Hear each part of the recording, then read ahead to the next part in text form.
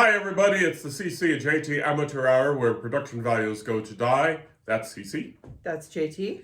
And before we begin and dive into our stuff, we're taking a solemn moment to wear red for the tragic and horrible events that happened at UNLV. What you're seeing here are two University of Nevada Wolfpack alums saluting and sending our love to our friends and fellow University of Nevada, yeah, Las Vegas alumni. So we are wearing red in honor of them. You won't see this often, but we thought that it was important enough to recognize and let everybody know that UNLV this week is definitely in our thoughts. Yes. And it did have a personal effect on our families, not from a standpoint of that we knew any of the victims. And we do send our thoughts and prayers out to the families of those victims. Yeah. But we do have a family member who works for the Nevada system of higher education. Yeah. We are, as JT mentioned, alumni. Plus, on my daily work schedule, we had something planned that was canceled due to the events. So it hits close to home when you get that involved and you are dealing with people that you don't know. You have to find out whether or not they're okay during the situation. So it is close to us because obviously as Nevadans, we work together a lot between the north and the south of the state. So yeah, Nevada is a very, very small state. It's a very small state. 4 billion, 5 million people. I don't even think it's 5 million. With most of those, of course, in Clark County, which contains Las Vegas, yes. Henderson, North Las Vegas, and the Strip, which is not a part of any of that. For folks who are looking for trivia, it's part of Paradise, Nevada. Right. But it's a very, very small state. If you don't know somebody directly in Nevada that was affected, you know someone who knew someone or knows someone. So again, we're thinking of UNLV this week, and today we are all rebels. Yes.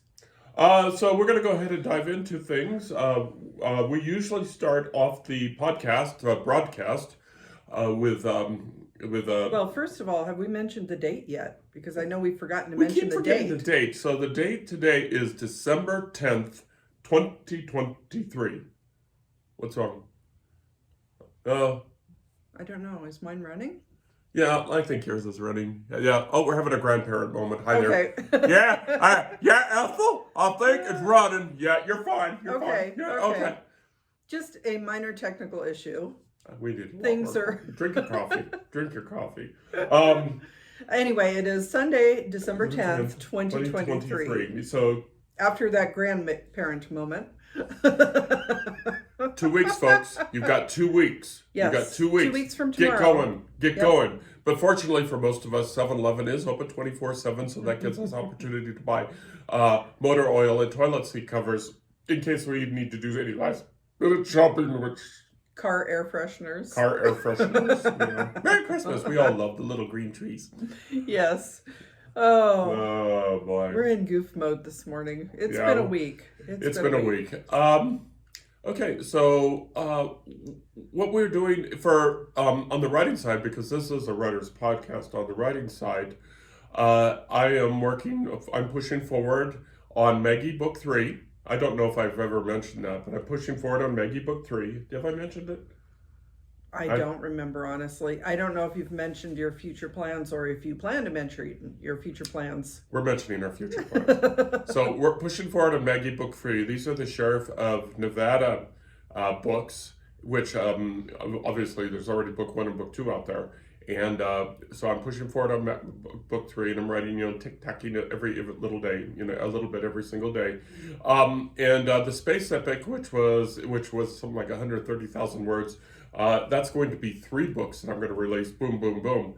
And so I found a logical splitting point in the 130,000 words. Yes. So it's now 2 books. And I have those up on the screen while I'm writing the 3rd book. And then what I'm doing is I'm going back and, fixing the events in 1 and 2. And so everything is synchronized. It's almost as if I was planning to do this. And actually, I usually hate writing sequels. And I've done three sets. Yes, at least. I've done the Tucci books, the Sheriff of Nevada books, and the Emma books. And I hate sequels.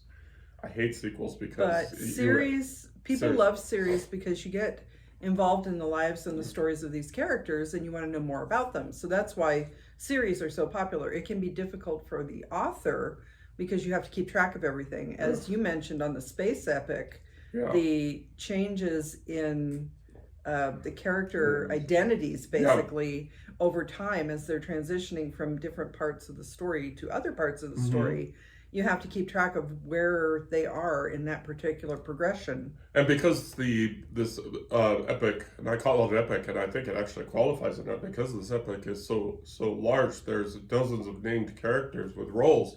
What I have to do is, okay, so this is who they were at the beginning of book 1. Then I have to figure out where are they at the beginning of book 2, and then I have to figure out where they are at the beginning of book 3. And I don't mean to sound like I'm whining, but these are technical issues that take time, and so so it's a challenge. And for the benefit of the readers, but mostly for the benefit of the authors, each of the book has the people and the roles listed, because without that, I would just be totally lost. But doing it this way, doing it as a set, doing it three at a time, gives me that flexibility and freedom. Whereas before, what I was doing with the previous 3 series is I would write one and then I would forget it for years. Yep. And then I would have to go back, and not only would I have to relearn things, but I was stuck with what was happened before. But now I could just change things however I want. Woo! So it makes me think a little bit about Star Wars, because I know that George Lucas probably had at least the first 3 movies somewhat planned out. There were elements of the movies that changed over time. But you think about Luke in the first movie is the farm boy. And then Luke in the second movie, he's, lost some of that innocence and the adventurous spirit, and he's finding out what the real world is like. The real galaxy, the real universe. And he's definitely not the farm boy from the first movie. But then by the third movie, he's really coming into his own, and he's almost a full-fledged Jedi. He isn't quite there yet, but it's like that. I suspect your books are that way also, where it's like the character's identity develops over time, just like most of us do. At different times of our lives, we have different identities. So it makes sense for you to work on it that way, to kind of flesh everybody out and make sure that they fit in the right part of their own story. Yeah, it definitely is giving me some challenges, but also it's given me some advantages. So here I am, with my foot in both worlds. I have the third Maggie book, which I'm kind of stuck with, in the way that the previous books were written, and then I have the space epic on the other hand, which is fluid. So that's it for the whiny part. It's not whining. I think you enjoy the challenge. It can be difficult at times, but it's also enjoyable, because if you're doing something that's too easy, sometimes it almost feels like it's not worth doing. So if you don't have a challenge, I think challenge helps drive us. Right. Absolutely true. From the company side, 2 more books, which is the name of our company CEO, is just our catalog continues to expand across the platforms. We're on 5 platforms: Amazon Kindle, Amazon Kobo, Barnes and Noble, Apple, and Google Play. Google Play. So our entire ebook catalog is on Amazon, on Kobo, on Barnes and Noble now. I finished that this week. And did I say Kobo already? You said Kobo. What's the other I think Google Play. Google Play is it's almost far, and so Apple is next. What the big thing we're working on right now, which we may or may not get to today, is working on the Google audiobook of From Tundra to Tiara. I finished updating the voices, and as we discussed last week. And what Cece and I need to do is sit down and actually do that. Kind of do an editorial pass to make sure everything matches. Yeah. For those that have used Google, this Google auto narration thing before, it allows you to have 5 voices as for the character and 1 for the narrator. And we're using 2, and now we need to make the editorial choice if we're going to use the other 3, or we're just going to leave it as it is. So, it's kind of fun, it's kind of interesting, and then it guides us on what we want to do. There are in our catalog, there are other Google Play audiobooks out there that are just single narrator that we just put up there as tests. So if you are into audiobooks, then they're out there for you. I know a lot of people commute in our area, Mm. and there are people who are probably stuck in traffic that don't commute very far, but a good way to pass the time is to listen to audiobooks. So a lot of the people that I know in the area that drive back and forth from home to work spend a lot of that time listening to audiobooks. So that's a good option. Yeah. Sometimes you want to curl up at home or have them going in the background if you're doing household chores or something. Yep. And these books are like 7 hours long. I don't know how that compares. We're brand new to the audiobook thing, so we don't know how that compares to other things. But these books are like between 7 and 8 hours long, so I don't know if they're perfectly long. But yeah, if you're commuting from Reno to Carson and that kind of situation, then these books will fill up the time. Yeah, that would probably take a week. Yeah. So Because it's usually about an hour, I think, Yep. half an hour each way, depending on what part of Reno you live in. okay. And lastly, we talk about the boring stuff. Is our paperbacks continue? This book is the Emma Park series, which is Cece's favorite series. Actually, the first book, at least, maybe a couple of the books, were Christmas presents for me that you wrote. And Yep. I really enjoy these books. She's a child protective services worker, which, yes, it can be some heavy subject matter. It does tackle some heavy subjects, but if you're into that kind of realism, and there is a smidgen of romance in it. Yeah. I highly recommend the books. These were a present to me, so check it out. Yep. So this is out there in paperback. Mhm. So paperback both on Amazon. Well, I can't say Barnes and Noble because I keep going back and forth with the Barnes and Noble folk because we're having some technical issues. But by January, this book will be available through Barnes and Noble, and so help yourself. And you can tell this is the Amazon proof because it's got the that banner through the center of it. We've noticed so far when we get the Barnes and Noble proofs, they don't have that. So Yeah. that's an interesting difference. If you are releasing books in paperback format and you order yourself a proof copy from Amazon, it will have this little banner on it that says it's a proof copy, not for resale type of thing. So Yep. and And sure that's actually a good point. We've got proofs where the covers are not perfect, but the No. interior of the books are fine. Mhm. So if someone is willing to give us a fair and decent review, we've got a couple of proofs. I'm more than happy to send the proof to you, as long as you do, as I said, a fair review, post a review on Amazon and Barnes and Noble, or actually, just copy and paste the review and put it on all 5 platforms in exchange. And they should say that this book is $22 Yes. because the printing cost is really, really. It's really it's big. a pretty But dense there's book. that's 500 pages, folks. Yep. And 3 books, 500 pages, and I'm saying you can have it for free if you give it a fair review that you copy and paste across all 5 platforms, which I think is a really good deal. So if you want to take advantage of that, I don't know how many proofs we have, and I can't resell them, but I can give them. So if you do that, if you want to reach out to me and we start an email chain, we can go from there and I'll figure out some way to get it to you. If you're local, I may just drop it off at your doorstep. So, And would that be through our website to contact you? That's good. www.carsonhume.com. Okay. Just got to make sure that they know where they're Yeah. going. So, just something for you to think about. Okay. That's probably it for current events. Current events. Okay, so we're going to talk a little bit about something that is kind of foreign to me, and I'm not sure how much of a grip it had on you. There's an internet saying that tradition is peer pressure from your ancestors. Tradition is from your ancestors is what guides you in some of your behaviors, and we hear, of course, of old school folks, the way that they most conduct their romantic lives is often appears in writing. In entertainment is people have these traditions and cultures, and we're not making a judgment call here, of No. course. But it's but in that way, tradition is peer pressure from your ancestors.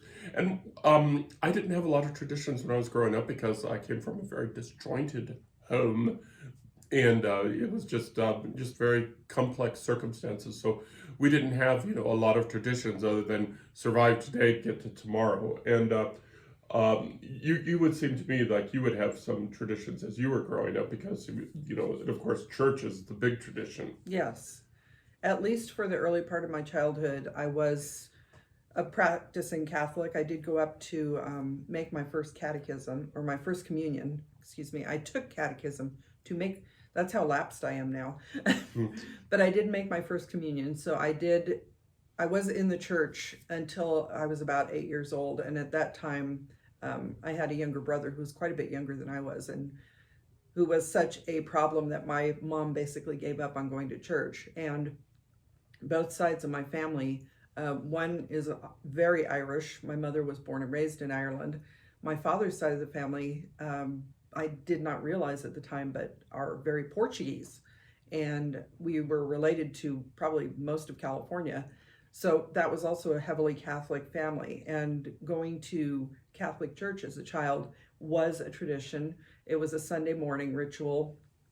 We would get up, have breakfast, get dressed, go to church. And when I say get dressed, you wore a dress, or I wore a dress, the shiny shoes, that type of thing. So we had very strong religion-based traditions, which kind of played into Christmas also, because even now, though we don't practice, I do have a couple of nativities in the house because that's just something I grew up with. And it feels like a part of my Christmas tradition, though I don't necessarily do it in a religious sense. Yeah, and so then of course we became a family, and finding traditions was a challenge again, because being in the military and just having to figure out our own traditions. So Right. of course it probably we ended up devolving into what a lot of people doing, or I don't want to use the word devolve, but we probably, one of the traditions we picked up family, of course, is probably the same as every family, is we watch the same form of entertainment every year. Right. And for me, of course, it was always Charlie Brown Christmas. Always watched Charlie Brown Christmas, which is a religious experience in itself. But that it wasn't Christmas until you did that. And then, of course, as we became empty nesters, we pretty much settled on 3 movies. We pretty much settled on 3 movies. Right. And we were going to actually watch movies all week and do compare and contrast. But then, as life happens, life happened. It was a week. And but we did get our 3 movies. Yes. We did get our 3 movies. And we're going to try and watch the rest of those movies this week. We even did an internet poll and got some ideas. But we just never got it going. And but we did get through the 3 movies, and the one, of course, and I'm blanking on one of them right now. So Love Actually. Love Actually. Die Hard. Die Hard. Yippee-ki-yay. Which is a Christmas movie. And people keep saying we'll come back to that. And National Lampoon's Christmas Vacation. We'll talk about National Lampoon's Christmas Vacation because what happened was we got sucked into that one. That's actually a tradition we picked up from another family. Right. When our youngest got married. I don't know how common it is for the in-laws to actually celebrate the holidays together. Usually I think it's the kids go to one or the other, but we've been fortunate enough to be in the same area, so the 2 families combined. And our son-in-law's family is actually very similar to my family growing up, only they have an Italian background. So between the Irish, the Portuguese, and the Catholic, there are some very strong similarities there. But the one thing my family did not do that their family does is watch Christmas Vacation every Christmas Eve, which it's awesome. I enjoy it. It's not a movie I'd really watched. I don't think I saw it when it first came out. Yeah. But as CC said, it's a Christmas Eve tradition. But we went ahead and jumped into it early because we wanted to talk about it in the podcast broadcast. And it's freaking hilarious. It's hilarious because we did have families that get together. Even I had families that get together, and it brings out all of the worst part of those family get-togethers. And I can see why it appeals to the in-laws, because they when the holidays come around, it's a big event for that family, and so they get to see the entire range of representatives, and we could see our family in this movie. I'm certain that they can see their family in this movie. I'm sure everybody can see everybody's family, and it all starts with someone who just wants to have the best Christmas ever, and we all really want that. And maybe if it's not Christmas, is not the centerpiece of this time of year, perhaps if you celebrate a traditional holiday, another traditional holiday, but you still have the family get-togethers this time of year because that's what us silly ass Christians do. You still have to deal with the cousins And sometimes I feel like we're the cousins. Sometimes I actually feel sometimes like we're more like the in My Big Fat Greek Wedding, like Ian's parents, the very white bread kind of Protestant. They have no idea what the heck's going on when they go to that big Greek family. But yes, you're right. I think even though my family was very similar to our son-in-law's family, my family was a lot more strict. Their family is a lot more, they're not afraid to talk to each other. They're very emotional with each other. My family was a lot more reserved. So there is a huge difference. Passive aggressive. A lot of passive aggressive, yes. But I feel like their family environment's probably much healthier, even though all families have emotional issues and dramas and everything. So there's a lot that we can understand, and we feel comfortable that this is something that we've had experience with previously. But then there's the other parts where it's like, wow, I feel like I'm an alien on another planet. If you want to hold up that book again one more time. So what happened is so the in-law families, I wholeheartedly stole things that I saw from them, and I put it in this book. And this book is written from the outsider here's a surprise, who didn't really have Christmas traditions. Look and saw that this family saw their Christmas traditions, their holiday traditions from the outside looking in, and it's pretty much in this book here, and it's so that's a salute to them. So, and it forms a major plot point. Yes. Yeah, so it's so again, this is a fairly interesting book. It is, if I do say so myself. There's a lot of drama, but it's not always the big over-the-top type of drama that you might see in Die Hard or something. Yeah. But it's probably more realistic drama. Yeah, but so what you have here is working our way back to Christmas. Excuse me. What you have for Christmas Vacation is you have the big family thing, almost viewed from the outsider's point of view. Trying to normalize a Christmas holiday, and it didn't work out so well, and it sort of bled over into my book. And so it's but the way that it's done, and of course in the movie is a hilarity ensues. Slapstick. Yeah, slapstick. It's really funny, and I just have to say how much I love what happens to the next door neighbors. The next door neighbors are very anal. 80s. They are kind of the personification of the 80s. Greed is good. The young, I guess they would have been yuppies at the time, the young urban professionals who they had the latest technology. You could tell they probably worked at a bank or something. They were always dressed really nice. They were drinking their special water, and so there is a very, the Griswold family is more of a, it doesn't matter what time period you put them in, family is family. But this couple next door is very much a product of the 80s. Yeah. And that part in itself is just hysterical, because looking back on it 30 years, 40 years later, and seeing what we were like at that time, we were not yuppies, but we saw people like that. And it's just like revisiting that era, thinking, wow, what were they thinking? Yeah. And we're going to go ahead and keep moving here. But yeah, so family comedy, slapstick fun. So the most controversial movie that we see every year, of course, is Die Hard, because the ongoing discussion. And Bruce Willis has gone on record saying that it is not a Christmas movie. And then, of course, the director, whose name I completely spaced. Was it Jan de Bont, or is he the music? I don't.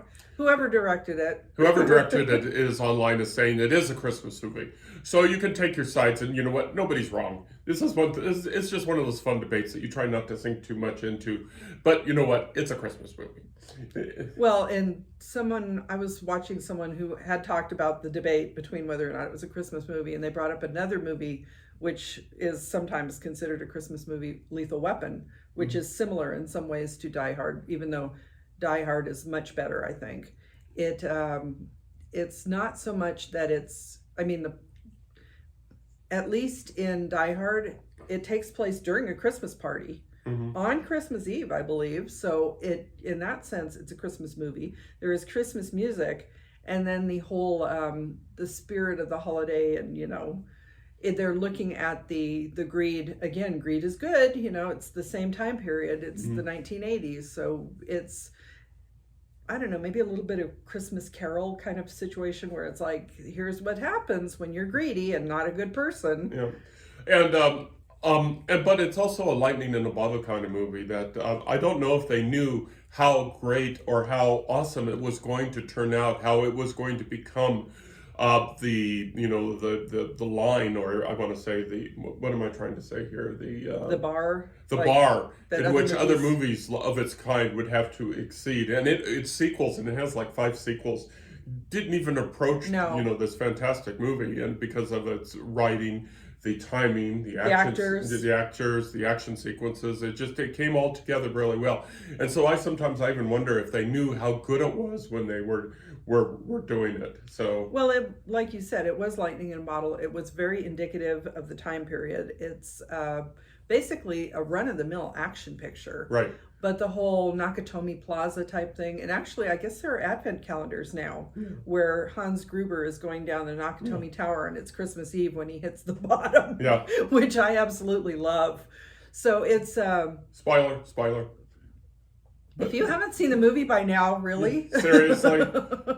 I'm sorry, I interrupt. What's your thought? But the whole idea is that other movies have tried to emulate it, and even Die Hard tried to recreate it, but it just, everything hit the right place, the right time, and that's kind of what we deal with on a daily basis as authors, because our book might not be that great. I mean, if you look at Die Hard out of context, maybe it's like, just another run-of-the-mill movie. But then you hit the right place, the right time, it hits all those emotional beats. Yeah. And everybody just absolutely gobbles it up. Yeah, it caught the world by surprise. It did. And it was done. And if I were to point out a weakness, and she's already spoiled it, but killing Hans Gruber, I think, was a mistake. I think, and that's something that writers have to deal with too. Is killing characters, important, interesting, fascinating characters. And Hans Gruber, fascinating character, but to kill him after the end of the movie, at the end of the first movie, which I guess was kind of necessary, but I think was a mistake. He should have escaped and come back, sort of like Blofeld in the James Bond movies. And they could have done a thing where actually he didn't die. Yeah. And, he was whatever. But it's the character was great, but I think Alan Rickman really made the character. And this was like Alan Rickman's first big motion picture. Yeah. He'd been a stage actor, and I think he went to school to be a graphic designer or something. But he was in his 40s, and this is when we really first saw Alan Rickman and how great an actor he was. And Hans Gruber was just terrifying. Yep. And now we're going to go ahead and transition to the movie where we're happy that Hans Gruber got thrown off the building. Bringing back Alan Rickman. Bringing back Alan Rickman. But yeah, we were very glad to see, we were glad when Hans Gruber got thrown off the building. Of course, we're talking about Love Actually. Yes. And we're not going to dive too deeply into this because we've already done a podcast just focused directly on Love Actually, and I might just go ahead and dig out that podcast and put it in the blog post that I do for all of our podcast broadcasts.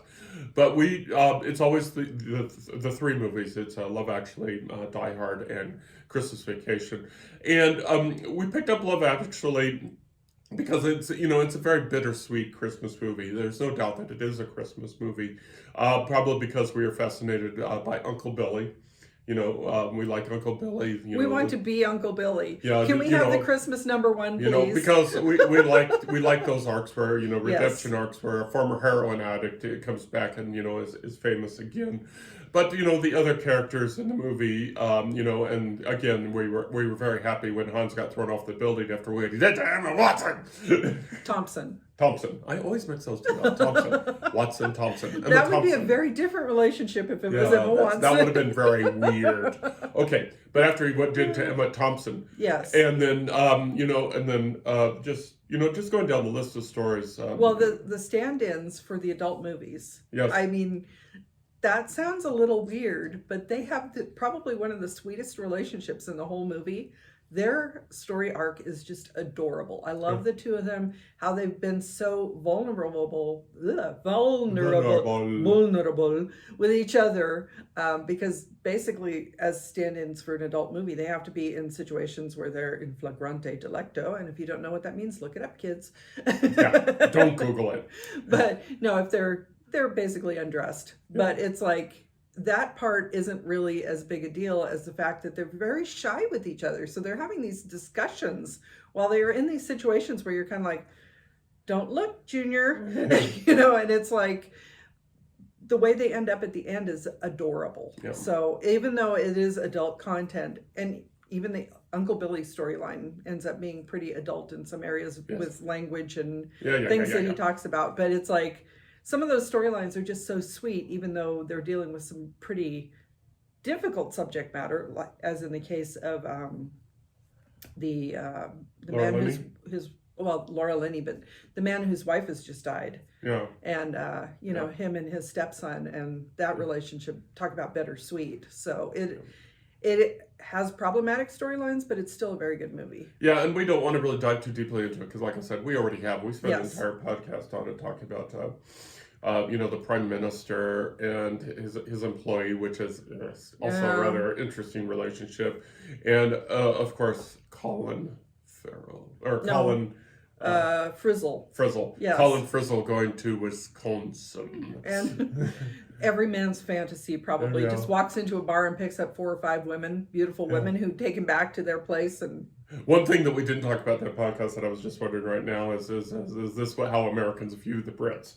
You know, all these are these stereotypes that they were displaying in the movie, or are these actual people, you know, real life people in the Brits, or is this just, you know, just common stereotypes? Because sometimes you kind of have to wonder, but it's a good movie, and the reason we like it is because it makes us smile, it makes us feel for the characters, and it makes us believe that love is real, love is something that can happen if you work hard at it, and it's also something that should be cherished because it's something that can be lost very quickly through either stupid mistakes or lost opportunities. Really, I have to say that my favorite parts of the movie are actually the beginning and the end, where they show the real footage of people meeting each other at the airport. Mm-hmm. Yeah, and so you sometimes you just gotta believe. Okay, so 3 movies, and we're gonna try and get to the list that some suggestions that people give us this week, and we'll talk about that next week. If things were thrown off a little this week because life.